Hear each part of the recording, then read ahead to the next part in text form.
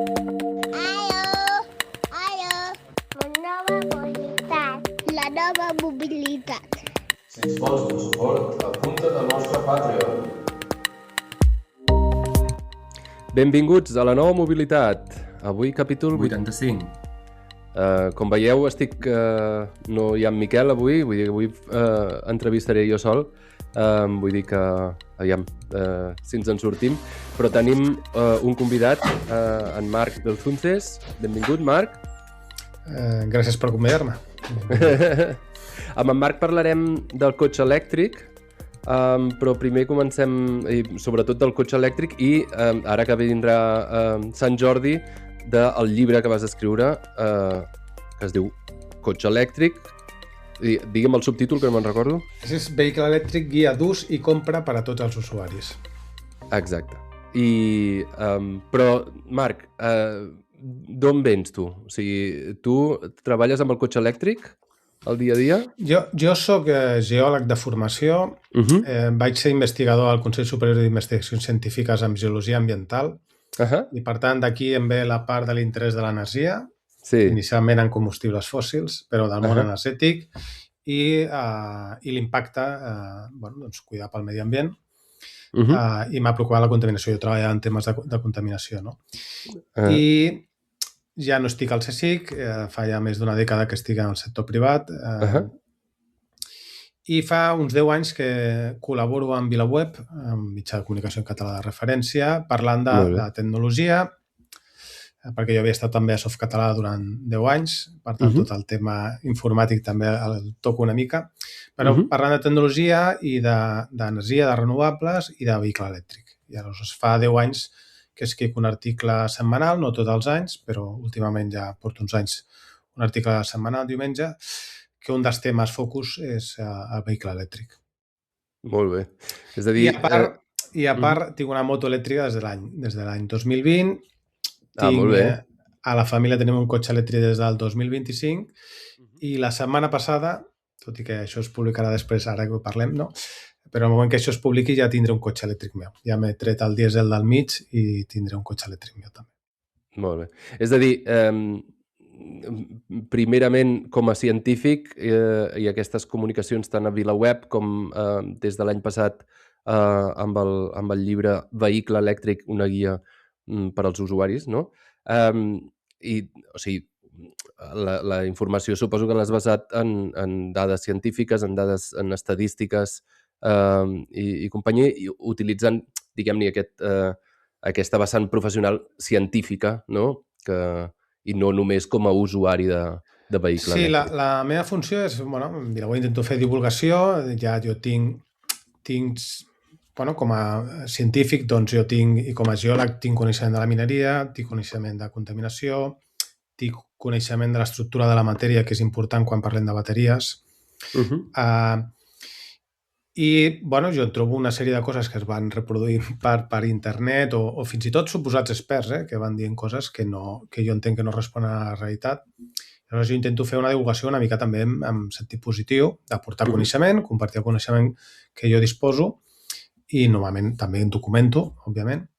I llavors sempre la voluntat és això, és donar informació, combatre la desinformació, els mites i tot això amb dades, amb les dades disponibles, i que les persones, doncs, com a mínim sàpiguen això i en funció d'això doncs, decideixin què han de fer i què no han de fer. Doncs aquest és, suposo, l'objectiu del llibre, d'oferir aquesta informació sense dogmatismes i amb dades, diguem-ne, per això dèiem, dades científiques, d'una banda. A qui va dirigit aquest llibre? En principi, això l'editorial va contactar amb mi, el Manel Romero i la Mira López, que també venen del sector de les renovables, i estaven, doncs això, donar una informació pràctica. M'han llegit molt temps a VilaWeb, no? I és una cosa que jo més o menys ja he tratat a VilaWeb amb els articles, però calia m'han proposat de fer un format llibre on estigués tot contingut i que resultés un llibre, per una banda, pràctic, és a dir, aquella persona que es vol comprar un cotxe elèctric, doncs obtenir la informació bàsica, perquè és que es diuen absolutes barbaritats, i aleshores la qüestió pràctica és a dir, quines característiques té un cotxe elèctric, quines paràmetres jo he de mirar a l'hora de comprar un cotxe elèctric. Aquest és l'objectiu principal. El que passa que quan comences a explicar això, doncs això també serveix, no sé, per professionals, com taxistes, com transportistes, com gestors de flota, qüestions pràctiques de com he de carregar, com no he de carregar. I després, doncs, com que la bateria és l'element central del cotxe elèctric i és la cosa més nova, sí que és veritat que el llibre té un capítol específic que està tan molt a fons al tema de les bateries. No entrant en un punt de vista purament tècnic, però sí un divulgatiu amb certa profunditat d'explicar com funcionen les bateries, com les hem de cuidar, què hem d'esperar d'una bateria i combatre aquests mites que normalment es tenen en compte, que si són altament contaminants, que si les hem de canviar cada 2 anys, que si s'encendien cada 2 per 3. Doncs donar informació fidedigna sobre això. Molt bé. El llibre, m'estava mirant les dades, les característiques, 200 pàgines, portada tova, escrit en català íntegrament, ara no sé, 500, exacte. Sí. I publicat per l'editorial Iceberg Editorial, no? Sí, és una nova editorial que se centra en temes de medi ambient i bueno, a mi em va agradar, no? És a dir, una editorial dedicada a consciència d'això, per això és publicar en tapa tova, que no porta un tractament d'aquests... Bueno, està fet d'una manera amb menys impacte ambiental. És breu, en el sentit que és ràpid, és a dir, en un dia te'l pots llegir, si tens temps, però en un dia jo crec que és un llenguatge assequible, no és... Bueno, la intenció és que sigui un llenguatge que pugui entendre tothom, no cal ser un tècnic específic, i bueno, el feedback que he obtingut dels lectors és que els agrada molt, que han entès les coses, fins i tot usuaris de cotxe elèctric han dit, ostres, m'ha ajudat a saber més coses, altres han dit, han reforçat el que jo pensava, i altres persones que s'estaven pensant adquirir un cotxe elèctric, doncs també els ha resultat de gran utilitat.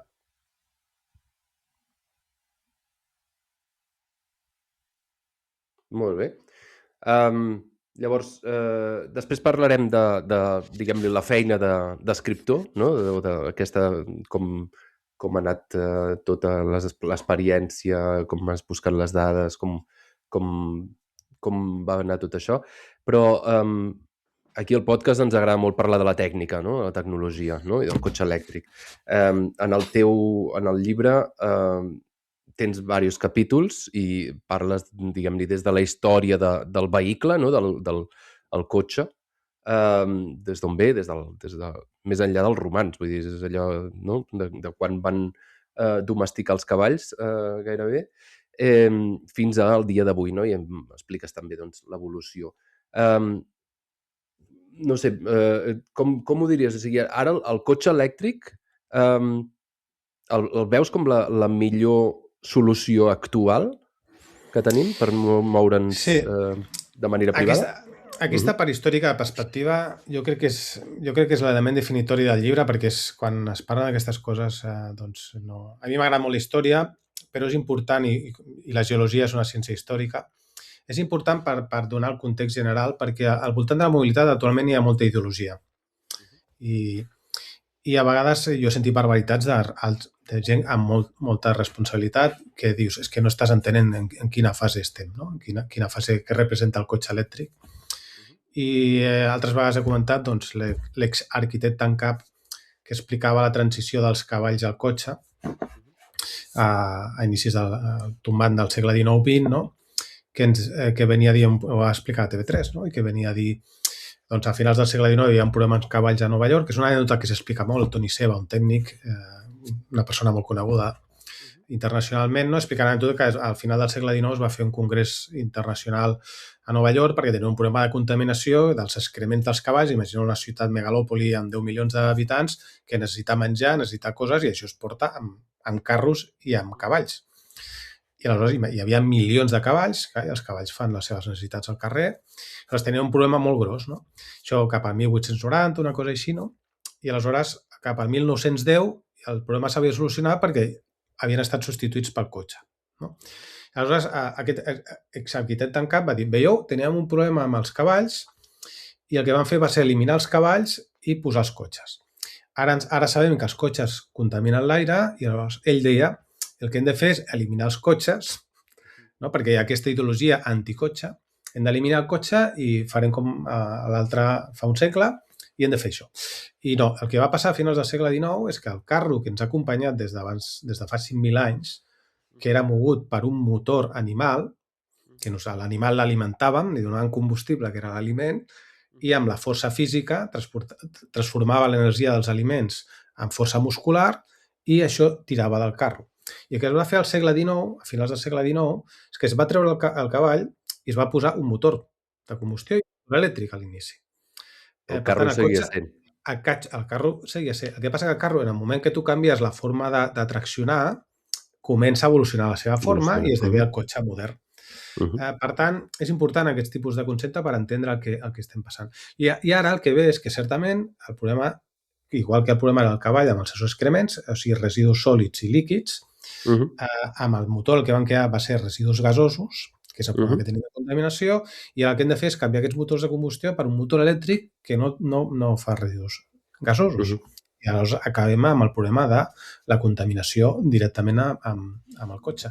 I ara, en aquesta fase, en aquest context de 5.000 anys, és on estem, que hem iniciat aquesta fase i que esperem, per sort de tots, que sigui ràpida aquest canvi. El que està clar, i això és, suposo el que deia l'arquitecte en cap de Barcelona, és que el tema de les congestions, del tràfic, del trànsit i dels embussos, el cotxe elèctric tampoc el soluciona, no? Sí, però això és un altre tema.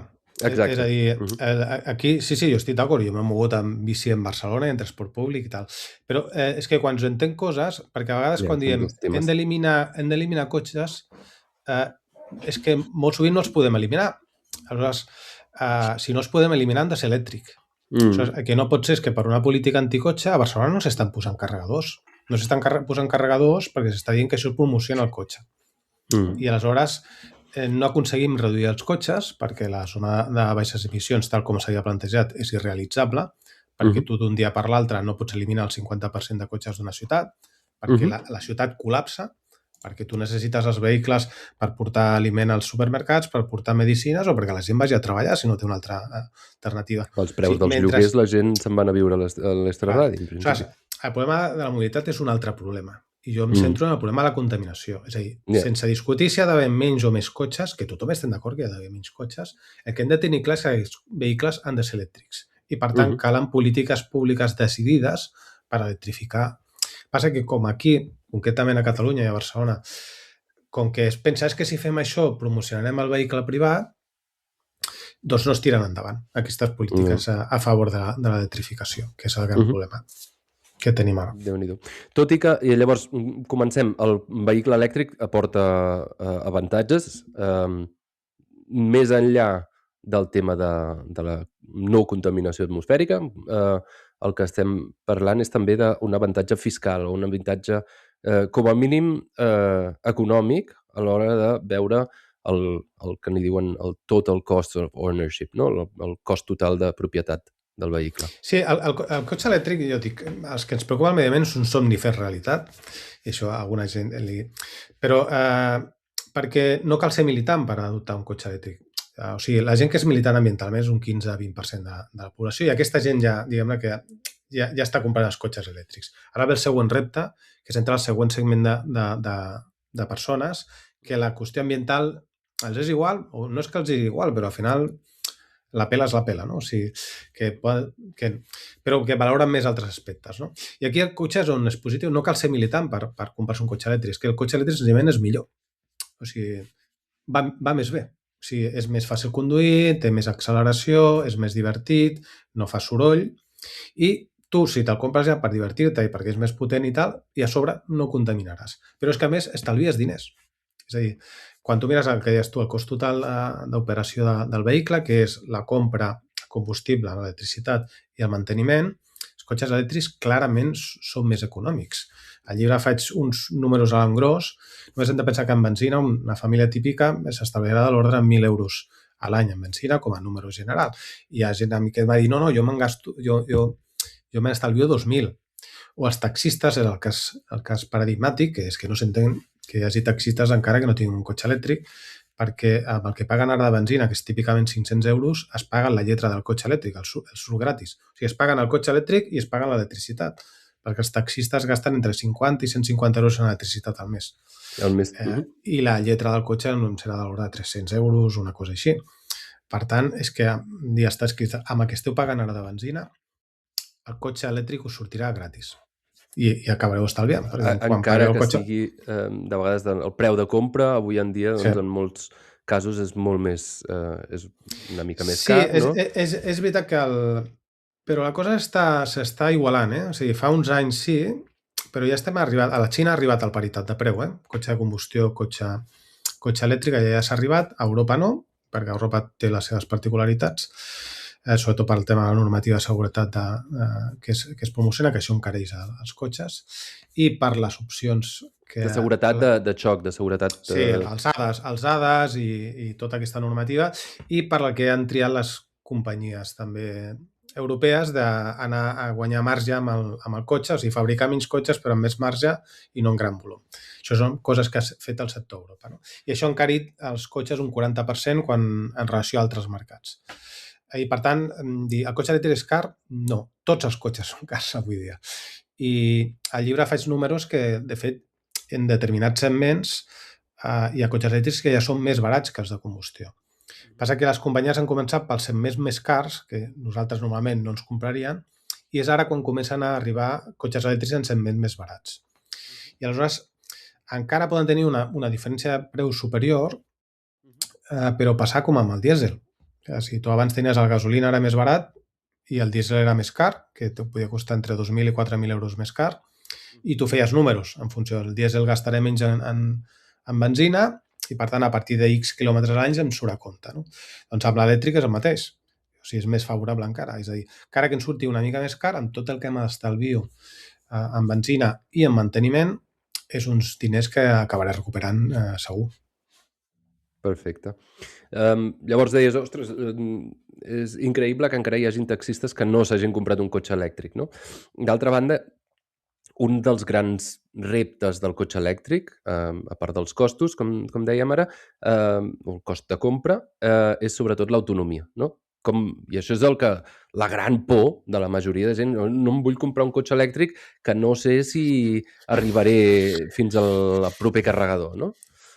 Bueno, els humans és la nostra estratègia de pensament, això més dels caçadors-recol·lectors, que sempre havies de pensar a l'animal que et podia matar, però o sigui, nosaltres sempre foquem l'atenció en el cas extrem.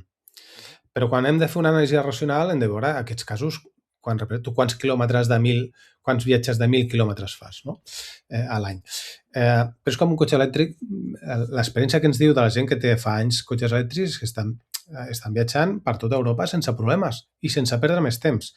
De fet, jo convido a tothom que el proper estiu es fixi quants cotxes elèctrics d'Holanda, d'Alemanya, de Noruega veurà el país, perquè jo aquest estiu n'he vist uns quants. Per tant, han pogut arribar aquí, no? I amb els cotxes elèctrics no cal tanta autonomia. És veritat que més autonomia dona més comoditat, que no has d'estar carregant tant, però és que canvia el paradigma completament.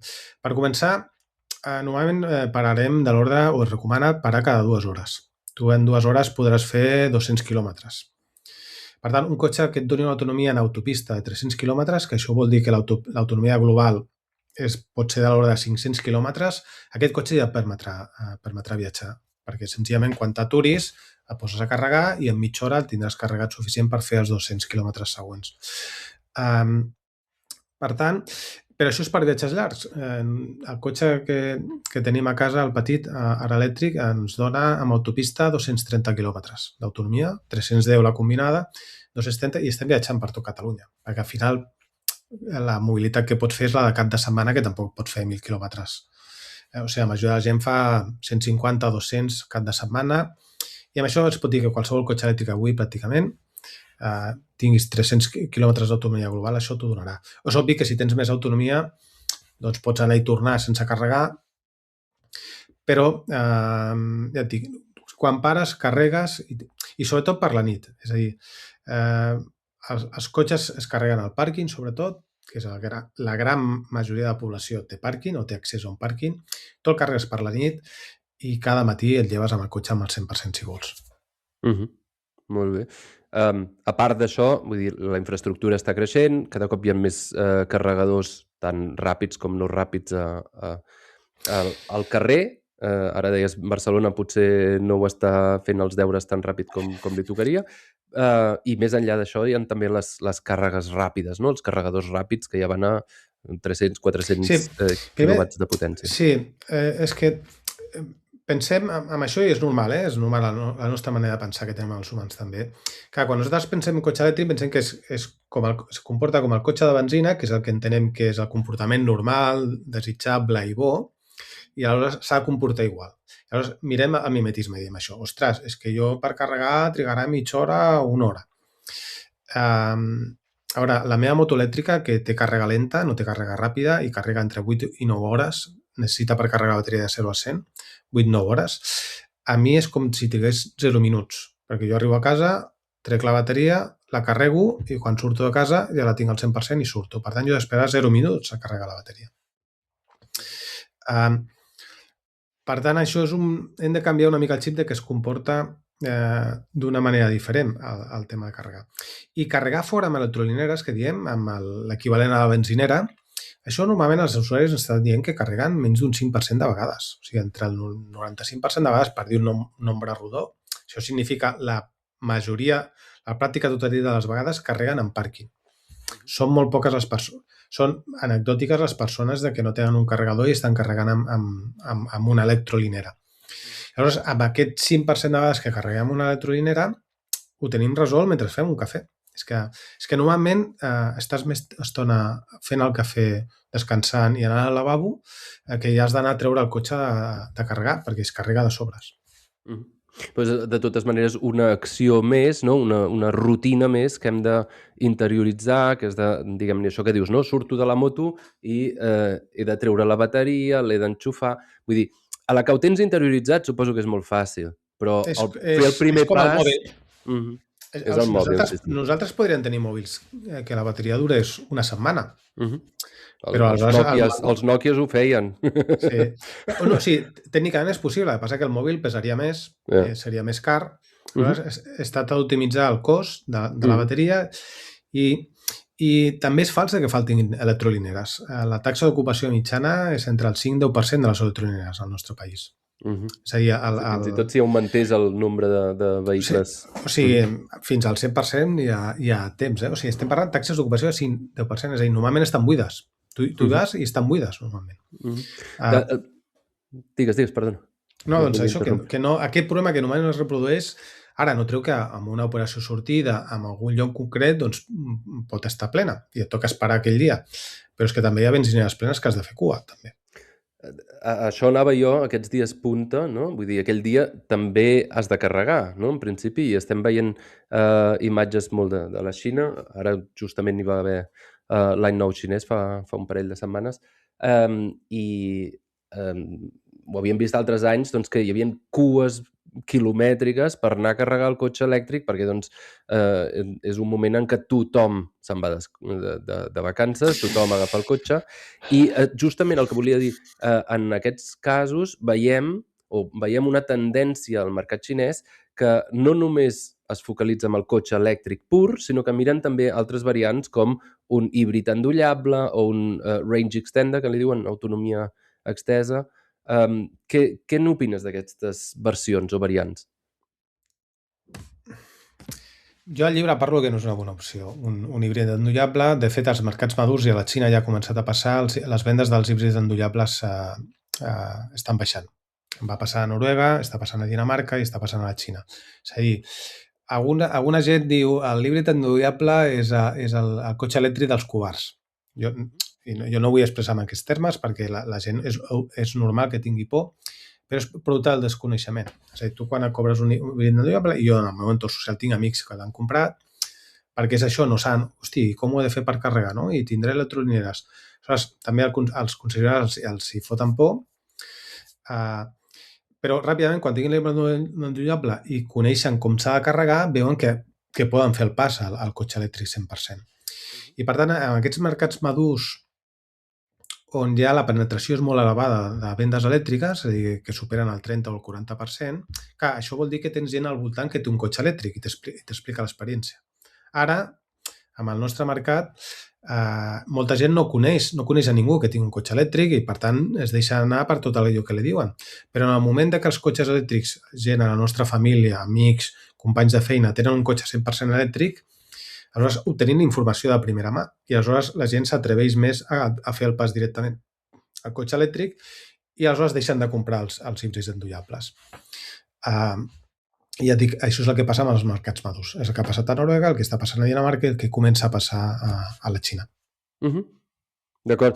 Jo crec que sí, des d'un bon punt de vista, al principi els plugins hybrids, els híbrids endollables, eren com una transició, no? Per això, per als porucs, diguem-ne, per una banda, per tenir l'ambivalència de dir, ostres, doncs si no funciona amb lo de la càrrega, encara puc carregar, encara puc posar benzina. A veure, jo sempre ho poso des de la perspectiva de l'usuari final, que a mi no em sobren els diners i jo penso que és més econòmic. Si tu compres un híbrid endollable, tens dues motoritzacions, per tant, tens doble manteniment i dobles errades potencials, que a més matemàticament això no és veritat perquè quan tens dues coses es multiplica, o sigui, no és 1 més 1, sinó que comença bé i, per exemple, sabem que els híbrids endollables són els vehicles que més s'incendien, perquè sumes el risc d'incendi de combustió, bàsicament, amb l'elèctric s'ajunta i s'incendien 120 vegades més que un vehicle elèctric. Per tant, és una de les coses, a la gent que el preocupa que el cotxe se li pugui cremar, el meu consell és compra't un cotxe elèctric, que és el que menys s'incendia, i evita els híbrids endollables, que són els que més, i després els de combustió, també. Ara ho dius, jo tinc un híbrid endollable aquí al Graig, però bueno. Sí, o sigui, jo no penso perquè al final la gent no ha de batallar i té el nivell d'informació que té, no? Però jo amb això en el llibre intento ser didàctic i explicar-te perquè jo entenc que amb l'estat actual de les coses, amb el nivell de carregadors que hi ha, amb els cotxes elèctrics que hi ha, amb les autonomies que t'estan donant, amb la durabilitat de les bateries que estan donant, comprar un híbrid endollable és una mala decisió econòmica. Bueno, en el seu moment, és això, cadascú també s'ha de trobar el seu punt de confort. Nosaltres, per exemple, com a família, necessitàvem un cotxe familiar, un combi, que n'hi diuen aquí a Alemanya, i un cotxe elèctric d'aquestes característiques no existia el 2021, no hi era. O sigui, independentment o sigui, va ser l'híbrid endollable, va ser l'opció, diguem-ne, ecològicament, carreguem elèctricament cada dia, només té 12 kWh de bateria, amb la qual cosa podem fer 40 quilòmetres a la rodona, però per al dia a dia ens serveix completament.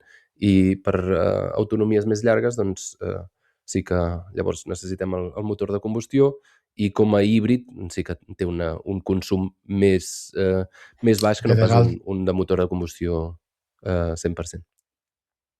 Però bé, perdona, Marc. De totes maneres, el cotxe elèctric va desenvolupant-se, va evolucionant de mica en mica. Vull dir, ja portem més de 15 anys veient-lo així in situ al carrer, des dels Model S, des del Mitsubishi i-MiEV, que van ser els principis de cotxes així elèctrics en sèrie, el Nissan Leaf, no? Que tenien això 150, 200 quilòmetres d'autonomia, i ara ja estem veient cotxes amb 700, 800, 1.000 quilòmetres d'autonomia, molt més desenvolupats. I ha ajudat, per una banda, diguem-ne, el desenvolupament de la tecnologia de les bateries, sobretot el que són NMC, no?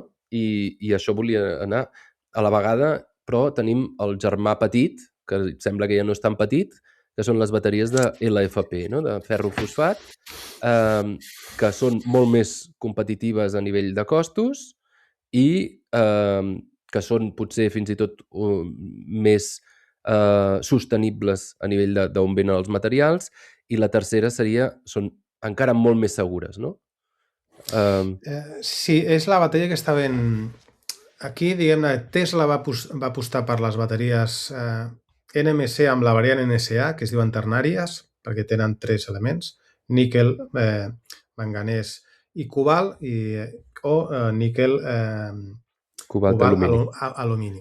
I tècnicament es diuen ternàries aquestes, mentre que la Xina va apostar per les LFP, que són liti de ferro-fosfat, el ferro, que és un element molt més comú, i el fosfat, que és un element que s'extreu per agricultura i també és abundant i fàcil d'extreure, que són molt més econòmiques, però d'entrada tenien dos grans problemes. Un és menys densitat energètica, que vol dir que pesen més per la mateixa autonomia i això ens penalitza més el consum, i a més ocupen més espai i per tant els cotxes donen menys autonomia,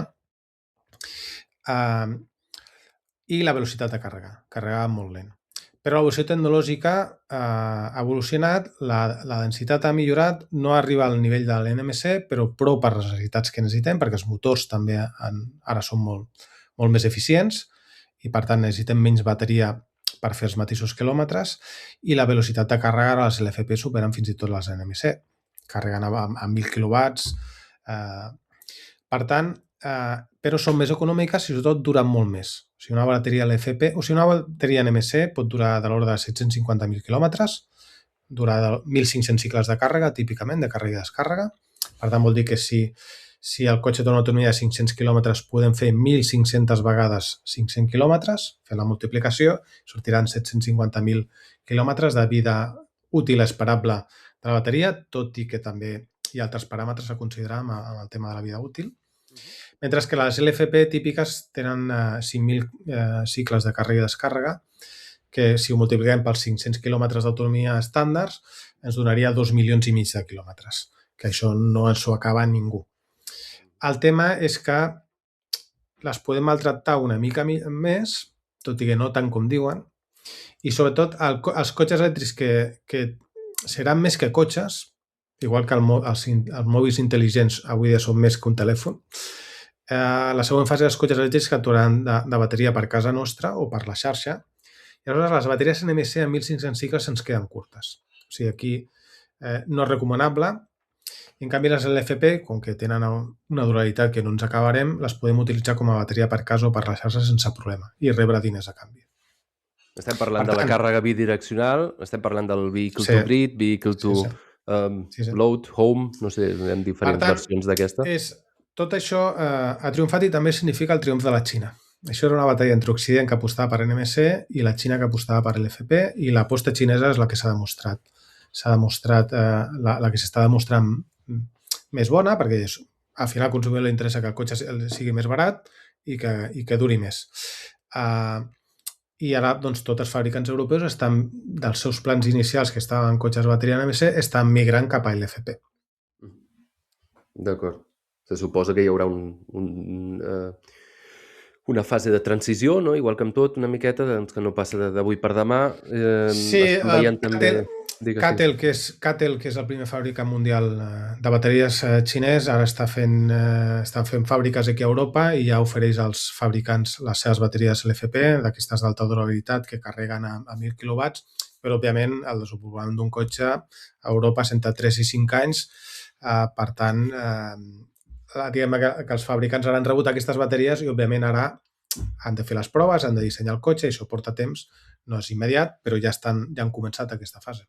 De fet, els cotxes més barats que s'han de presentar ara, doncs, Volkswagen, Cupra, Renault, els models bàsics incorporen bateria LFP ja per defecte. I només, diguem-ne, les gammes altes segueixen amb NMC. Sí, el que es dona ara és les bateries LFP, els fabricants europeus de poca autonomia, els cotxes que diuen autonomia estàndard tenen bateries LFP i autonomia estesa tenen bateries NMC. En canvi, els xinesos generalment acostumen a LFP per tot, els d'autonomia estàndard i el gran. Però és veritat que com que tenen un pèl menys de densitat energètica, pesen més i, per tant, quan mirem cotxes xinesos veiem que són més ineficients energèticament cada 100 quilòmetres perquè, tot i donar la mateixa autonomia, el cotxe pesa més. I consum i pes és una cosa directa. Com més pesi un vehicle, més consum d'energia tindrem. Més enllà, també hi ha el tema performance, no? Acceleració, esportivitat, que també hi jugaria un paper, no?, en principi. Sí. Molt bé. Hem donat un cop d'ull. Vull dir, al llibre parles de molts més altres temes. A mi m'agrada molt l'apartat que desmenteixes, diguem-ne, falses mentides del cotxe elèctric i també fas un cop de colze, diguem-ne, en els cotxes d'hidrogen, per exemple, o els híbrids endollables que ara ho explicaves. Però en general m'agradaria passar una segona part del podcast i enfocar-nos en la feina d'escriptor. Vull dir, tu ja portes molts anys escrivint a VilaWeb, com deies. Quan t'arriba allò, vinga, Marc, ens agradaria fer un llibre, i tu dius, hòstia, és com t'ho vas prendre? No, jo també l'havia estat donant voltes. Mai havia escrit un llibre i, per tant, va ser un repte en aquest sentit, però després he de dir, no vull quedar com un sobrat, no? Però és veritat que escrivir un article setmanal doncs, ja agafes l'afici d'escriptura, no? I no va ser tan difícil com jo pensava. Va sortir fluid. És veritat que em vaig trigar més. Això agraeixo la paciència que van tenir els editors, perquè al final és molt temps. Es va allargar la data de publicació, però bueno, era un tema que dominava, que havia estat escrit durant una dècada i que m'estic informant contínuament perquè forma part de la meva feina. I, per tant, va ser relativament senzill això. Em va ser revisar pels editors, hi ha algunes parts crítiques, però també em feia il·lusió de fer-ho en català, de donar un tipus d'informació que normalment no es dona, com aquesta part històrica, aquesta perspectiva històrica que no es dona, i la qüestió pràctica, de que la gent tingui informació pràctica, que li resulti d'utilitat i que el tema de bateries li quedi completament clar per evitar aquests mites i aquestes desinformacions. Molt bé. Com ha estat la rebuda fins ara del llibre? Jo he rebut inputs molt, molt positius. No he rebut cap comentari negatiu i sempre s'agraeix l'interès. La gent l'ha llegit amb interès i ho ha trobat útil i per això estic supercontent. No hi ha hagut, en temps de social media, de xarxes socials i tal, no hi ha hagut allò on gent que t'hagin dit però quines tonteries que dius, el cotxe de dièsel és molt millor i...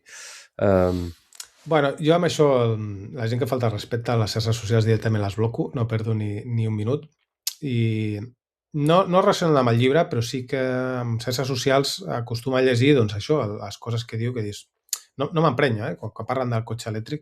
Jo veig més com una oportunitat de negoci, perquè al final em guanyo la vida explicant també aquestes coses. Per tant, no m'emprenyo quan la gent comença a parlar malament del cotxe. Senzillament és que li falta informació. És un incentiu per explicar aquests malentesos.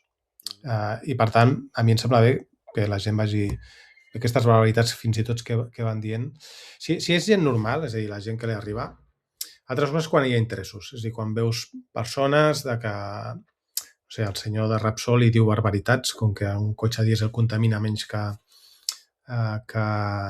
un elèctric, doncs quan t'ho diu el màxim responsable de Repsol, que a més és químic de formació, aquí no hi ha ignorància, aquí hi ha interessos particulars i aquí és on això s'ha de combatre, s'ha d'explicar que això que diu aquest senyor és absolutament mentida perquè hi ha unes dades que mostren que és fals i a més un químic sap perfectament que no és així. Un químic sap que quan hi ha una combustió s'emeten uns compostos i això és contaminació. Però, bueno, com tothom, cadascú té els seus interessos, tampoc m'escandalitzo perquè tothom tingui els seus interessos, passa que amb l'espai públic i els ciutadans, les persones se'ls ha de donar el màxim d'informació possible. Suposo, hi ha una dita o una cosa que em corre pel cap, diu no et creguis una estadística o una simulació que no hagis manipulat tu mateix, no? Bueno, és allò de... No, hi ha mentides, grans mentides i estadístiques, no? Que es diu en anglès. Lies, big lies and statistics, no? Bueno, sí, les dades sempre es poden mirar d'una manera o d'una altra i sempre es poden manipular a conveniència, no? Però al final, quan un coneix una mica els temes, doncs... tampoc pretenc jo tenir raó, jo al final el que dic és hi ha aquesta informació disponible, doncs que el lector jutgi si el cotxe elèctric li serveix, si no, però sobretot que el provi. És a dir, una de les coses dels que tenim vehicles elèctrics, una de les missions que tenim és que la gent els provi. Perquè quan tu seus amb un cotxe elèctric i el fas servir en un moment, és que potser quan el condueixes no te n'adones tant, te n'adones quan tornes a agafar el cotxe de combustió. Aleshores dius, quin trasto de cotxe, no? És a dir, comparat amb el cotxe que acabo de conduir, no? I a més és que parlant amb gent normal, no ens fixem que si potència, que si... Hi ha molta gent que l'atabala molt conduir i el principal element que els estressa és el canvi de marxes. Ja només el cotxe elèctric, el fet que no tingui marxes. Fa uns dies portava una coneguda al cotxe, no? I em deia, què? Això porta canvi de marxes automàtics? Dic, no, és que no té marxes. I no ho entenia. Ella era canvi de marxes automàtics. No, és que no té marxes. Un cotxe elèctric no té marxes. No és que les tingui automàtiques, és que no en té. Té una, que és la marxa enrere, però ja està. Bueno, hi ha alguns vehicles sí que tenen allò per certes velocitats, no? Sí, a Europa sí han tret Mercedes, em sembla que té dues marxes, o Porsche. Dues marxes, no? Per velocitats elevades, sobretot aquí a Alemanya, que van... Sí, perquè les autobans ja van molt ràpid, llavors per optimitzar el consum sí que fan doble marxa. El que passa que això introdueix complexitat, introdueix cost, introdueix manteniment, però bueno, a un propietari d'un Porsche això li és igual.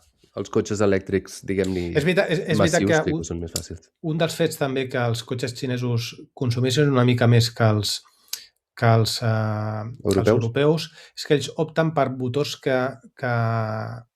arriben a 30.000 revolucions. Això té uns avantatges tècnics, però té un inconvenient que és consumeix més energia. Té avantatges tècnics des d'un punt de vista de cost. Surt més barat, però això fa que tinguin més... En canvi, els europeus amb això estan treballant amb motors més eficients, que no tenen tantes revolucions, però són motors una mica més cars, però són més eficients energèticament. Potser, o sigui, ja no és només el fet d'escriure, quan escrius sobre els temes, diguem-ne, els bulos, les mentides que hi ha sobre el cotxe elèctric, com tu has fet perquè no sigui allò de dir, jo ho sé de debò i us ho explicaré, no? Que no toqui com... només explicar les coses bones del cotxe elèctric, no? Vull dir, com tu has fet això per mantenir una posició una miqueta positiva, però tot i així, diguem-ne que una miqueta neutral. Bueno, jo és que vinc del món de la ciència pura, és a dir, i en la ciència pura i vinc del món de les ciències naturals. Per dir, la natura és injusta, és cruel, però la natura és com és. No puc fer un judici moral. És a dir, jo he d'explicar com és la natura i hi ha coses que m'agraden i que no. Però que no m'agradi una cosa no vol dir que no existeixi, no? I aleshores, bueno, doncs intento... Home, la neutralitat absoluta no existeix, òbviament, però intento donar la informació fidedigna dels dubtes que pot sortir amb una persona amb el dia a dia. I no és un llibre ideològic en aquest sentit, bueno, sí, potser una mica fan sí, perquè al final defenses el cotxe elèctric, però jo crec que les dades que es donen són inqüestionables. Després, que hi hagi algun usuari que em digui és que jo viatjo molt i no em surt... A mi em costa entendre... Per exemple, fa uns dies sortia un nou estudi, que no és el primer, però que acaba de confirmar que el 96% de la gent que té un cotxe elèctric no torna a un cotxe de combustió. Que jo em fixo amb el 4%. I a mi em costa, perquè hi ha gent que m'ha parlat, que segurament el 4% és perquè va treure un cotxe que no era el que necessitava. Que són cotxes que tenen autonomies de 200 quilòmetres, que són cotxes urbans que no serveixen per fer viatges llargs.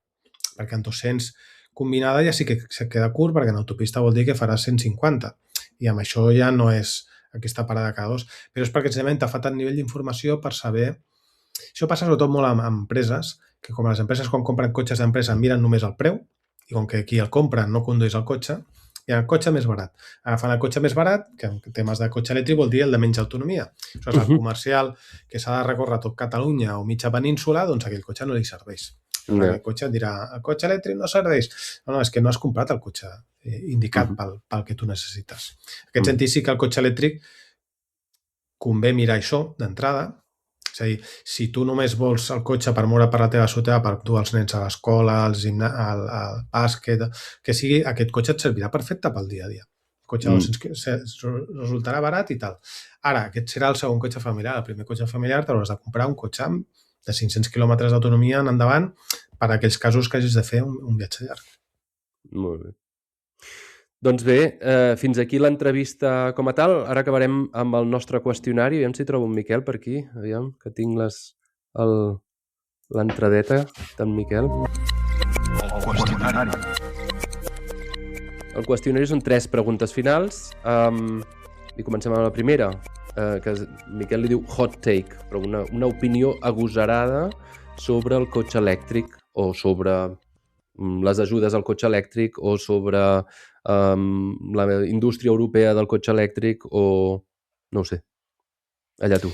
Mira, una agosarada diria que ara no calen ajudes a la compra del cotxe elèctric, sinó ajudes amb la infraestructura de càrrega. El gran repte que tenim és posar càrrega amb els pàrquings comunitaris. Si nosaltres subvencionem això i es fa massivament instal·lació de punts de càrrega en pàrquings comunitaris, molta gent s'animarà a comprar cotxe elèctric sense necessitat d'ajuda. Perquè el principal problema que té la gent a l'hora de plantejar la compra d'un cotxe elèctric és on carrego el cotxe. I realment, tot i que al llibre explico com ho has de fer per carregar, certament la instal·lació en un pàrquing comunitari és més complex que en una casa unifamiliar. I per tant, jo crec que des d'un punt de vista de política pública per accelerar l'electrificació és més important resoldre les ajudes al punt de càrrega, que el govern espanyol les ha cancel·lat, o sigui, i no tant a la compra del vehicle. Tot i que, vull dir, pàrquings comunitaris, vull dir, les reunions de propietaris dels pàrquings i tal no acostumen a ser fàcils. Vull dir que no sé fins a quin punt només una qüestió econòmica per una banda, però també portar el llibre a la reunió del vehicle elèctric i explicar que no es cremarà, tranquil. Sí, clar, no sé, a Alemanya, la legislació espanyola no hi ha d'haver acord de la comunitat. Tu comuniques que instal·laràs un punt de càrrega i no s'hi poden oposar. I si vols fer una instal·lació comunitària, el cost el pot assumir la gent que hi està d'acord. La gent que no està d'acord no ha de pagar res. Ara, el dia que es vulgui connectar, doncs haurà de pagar el que no ha pagat abans, no? En aquest sentit, no hi ha una capacitat de bloqueig. A més, ara ja comencen a sortir empreses que és una mica com la instal·lació de fibra, que és a dir, fan la instal·lació sense que ningú hagi de pagar res. Igual que tu t'instal·len fibra, t'arriba a casa i tu no has de pagar per l'instal·lació. Ja comença a haver empreses que fan les modificacions al pàrquing que convingui. Això sí, has d'assignar una permanència d'uns 10 anys, perquè, òbviament, inverteixes uns diners i els han de recuperar. Però amb aquestes iniciatives facilita al màxim. L'única cosa que falta és la informació, que la gent que sàpiga que hi ha aquestes opcions. És a dir, les empreses elèctriques, les de subministrament elèctric, no? Que després seran els que et carregaran el cotxe al cap de la fi. Bueno, acostumen a ser... Estaria bé que les comercialitzadores d'electricitat fessin això, però no, ho estan fent empreses independents ara, hi ha algun incipient. N'hi ha 2 models. Un, aquest, que el que no has de pagar res, i ja et dic que has de tenir permanència de 10 anys, però ells fan totes les modificacions. Però permanència a la factura de l'electricitat. Sí, el pàrquing està lligat durant 10 anys a aquella companyia, que qualsevol que vulgui instal·lar un punt de càrrega ha d'anar a aquella companyia. Altres, en canvi, et fan aquesta preinstal·lació comuna i tu pagues. I a més, t'ho poden finançar i pot sortir molt barat, pot sortir durant un any, no sé què... És que l'ordre pot ser 300 euros per plaça i t'ho financen i pagues al mes 20 euros durant un any. Per tant, són coses barates. Però a la gent li falta informació que aquesta opció. Hi ha opcions. Passem a la segona pregunta, Marc. Un consell professional. Qui es vulgui dedicar a aquests temes, al cotxe elèctric, l'energia, o fins i tot a la divulgació científica d'aquests temes. Què s'ha de fer? Bueno, jo soc científic, no soc enginyer, però m'hagués agradat ser enginyer en el sentit que la feina dels enginyers ara, la gent que estigui interessada en fer estudis d'enginyeria, els animo perquè és la feina de futur, perquè hem de canviar completament el sistema energètic, això vol dir cotxes elèctrics, gestió de la xarxa, bombes de calor per climatització, i per tant aquí hi ha una feina immensa d'enginyeria. De fet, ja es comença a parlar de que estem abandonant una època en què l'important era fer programari, programar, i com que ara han de refer tota la xarxa elèctrica i tal, ara toca hardware, toca cosa dura, toca molta construcció. Toca fer vies de trens ben fetes, toca fer carreteres ben fetes, toca fer una xarxa elèctrica ben feta i després tota la gestió d'això. Toca fabricar bateries, perquè les bateries s'incorporaran massivament, no només amb els cotxes elèctrics, sinó totes les cases tindran bateries, la xarxa. Per tant, aquí hi ha una feina immensa d'enginyeria. Per tant, a la gent jove que estigui pensant que estudiar i a què dedicar-s'hi, amb aquests camps no faltarà feina als propers 20-30 anys. De geologia encara en necessitarem, i d'algú que extregui els minerals Sí. per fer això. Sí. No? O sigui, nosaltres estem envoltats de geologia, no? Com diem, és a dir, la casa que ens envolta ara ha necessitat un geòleg per extreure els materials, això sempre també és necessari, és a dir, i també fa falta tothom a tot arreu. De no? tot. Però és veritat que ara tenim dèficit, no només a nivell d'enginyer, sinó també de formació professional. O sigui, ara tenim dèficit, per exemple, d'instal·ladors de bombes de calor. És a dir, no hi ha prous aquí a Catalunya, el gremi d'instal·ladors es queixa que no tenen gent, que no troben gent. Per tant, també en formació professional, també els nois joves, feu formació professional, trobareu feina i potser alguns guanyareu més que un enginyer. O sigui que cal feina d'aquest tipus, que no és tot intel·ligència artificial i programadors i tal. Hardware.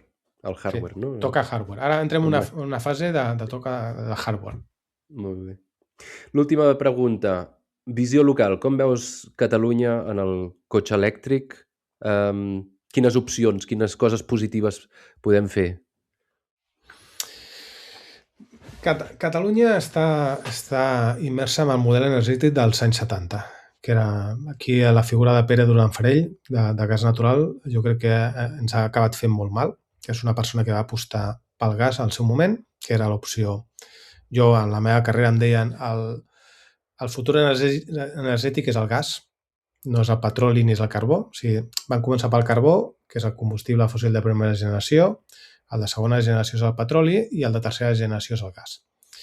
Llavors, estem en aquest paradigma energètic que és propi dels anys 70-80, nuclear més gas. També s'ha donat a altres regions. Aquells motors d'Europa, no sé si te'n recordes, que ens parlaven. Els 4 motors d'Europa tenen els mateixos problemes. Van endarrerits amb la transició energètica perquè tenen la inèrcia d'aquest model energètic. Perquè van ser els primers en industrialitzar-se, potències industrials, i sempre és més fàcil començar de zero que no canviar la inèrcia que tens. I en aquest sentit Catalunya va enrere per aquesta inèrcia, perquè això genera molts interessos. Clar, la gent s'ha de guanyar la vida i té els seus interessos, i hi ha una persona que es dedica al gas, dir-li et quedaràs a l'atur perquè l'hidrogen no és una opció i tot passa per electricitat, doncs jo entenc que una persona estigui preocupada i és que perdrà la feina. És a dir, però això no treu que el món passi per sobre d'això i que el futur és l'electrificació, això no hi ha cap mena de dubte. Això et dona més independència energètica. Pensa que Europa, Espanya i Catalunya depenen més del 90% energèticament de l'exterior.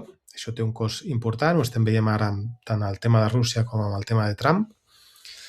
I que l'aposta per les renovables i pels vehicles elèctrics ens permet diversos nivells d'escala i ens pot ser independents energèticament tant a escala de país com pràcticament a nivell individual.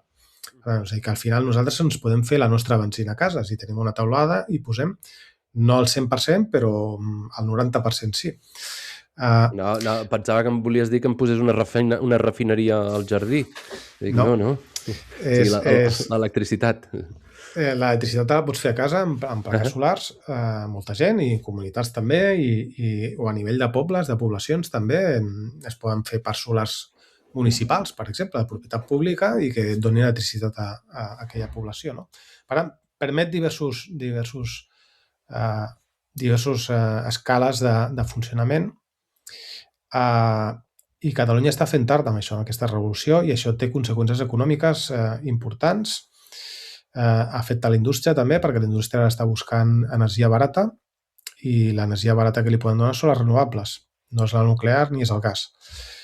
I ho estem veient a Aragó, que estan anant centralades i fàbriques de bateria perquè tenen molts parcs eòlics, tenen energia barata. I molta superfície, no? Vull dir, també val a dir. Sí. La densitat de població és més baixa. Sí. No tenen els hubs, que aquí sí que tenim, hubs industrials, però una cosa... Aquí a vegades l'actitud és, bueno, aquí ja vindran a nosaltres, no? Però és que s'estan construint hubs industrials nous sobre aquest nou paradigma. I amb això estem fent tard i fa anys que es denuncia i bueno, esperem que tard o d'hora la pròpia inèrcia d'Europa ens porti cap allà, però no serem els primers, estarem al vagó de cua. Jo tinc l'esperança que finalment això es recondueix. Doncs amb aquesta esperança i amb aquesta visió potser no tan positiva de l'estat de les renovables i del cotxe elèctric a Catalunya, acabem aquest capítol. Moltes gràcies, Marc. Esperem que vagi molt bé el Sant Jordi ben aviat i que venguis molts llibres. D'aquest llibre, El vehicle elèctric, de l'editorial Iceberg, que avui hem tingut la vinentesa de comentar amb tu. I res, esperem doncs, que vagi tot molt bé i aviam si el cotxe elèctric segueix tirant com ens esperem tots. Novament, gràcies a vosaltres per convidar-me i ha estat molt agradable.